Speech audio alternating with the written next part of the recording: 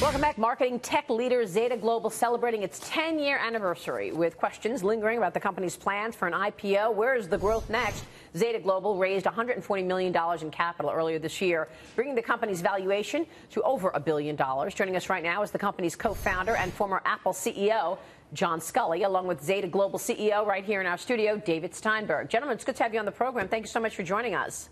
Thanks for having us, Maria. Good to see you. Thank you, Maria. We've been talking, John, in the studio here with David about really what Zeta does and how big this opportunity is in terms of mining data. Let me ask you to kick us off here and tell us where you see the growth right now at Zeta. Congratulations, John, on 10 years. Great. Well, thank you, Maria. Great to be with you. It all starts with what's happening today. Think of Amazon Prime. 80 million members have the experience marketing that has really changed the world, but it all goes back to the cola wars in the 1970s when we started the Pepsi Challenge. And we said, take the Pepsi Challenge, let your taste decide. Steve Jobs loved that. We took that idea to Apple. We perfected it as experience marketing. Today, experience marketing is about personalized messaging, and that's exactly what Zeta Global does. And David Steinberg is my co-founder, and he's done a great job building this company. And David, you're running things. You're the CEO of this company. You've seen lots of changes happening. Tell us where the growth is from your standpoint and what has changed in this last 10 years. Well, there's so many things that are kind of coming together right now, Maria. You've got data, you've got analytics, and you've really ended up in a place where processing power is driving things. So as more data is collected every year than every year in the history of man leading up to that year. Wow. And we're able to make it actionable. So looking at signals, looking at what people are doing, which means they might leave a particular customer, or what they're doing, which might mean that they want to become a customer of another company.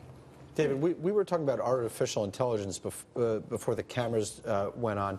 Tell us how artificial intelligence, how you're using it, and more importantly, how it's going to change the lives of Fox's viewers out there. What is happening in that arena that's going to reshape the way we experience? Well, as my kids like to tell me all the time, Dad, you're not curing cancer, but artificial intelligence probably will.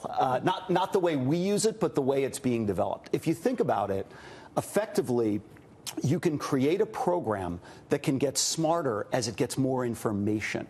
And that's really what artificial intelligence is. It's machine learning. Yeah, well, it started with machine learning, which was effectively automation with an interesting processing layer on top of it, just some intelligence. It's now getting to the point where the machines can actually learn as they go and get smarter and smarter. And it's going to change everybody's life over the next 20 years. What's it going to do that we can't do today? So, for example, if you've got a terabyte of data, which is 1 billion gigabytes, no human can go through that amount of information in a period of time that would actually allow you to make a decision.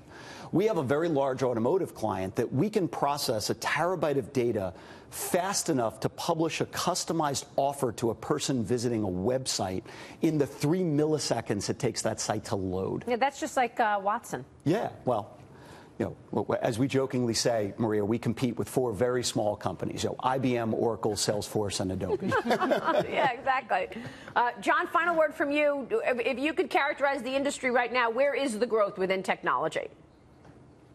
Well, I think the growth is clearly in the cloud. It's about mobility, but it's all about scaling, because artificial intelligence lets us take the complexity of life and enable us to do things on a massive scale. That's exactly what Zeta Global is doing. It's why we're so profitable and we're growing so fast. You going to go public soon? Well, you never know.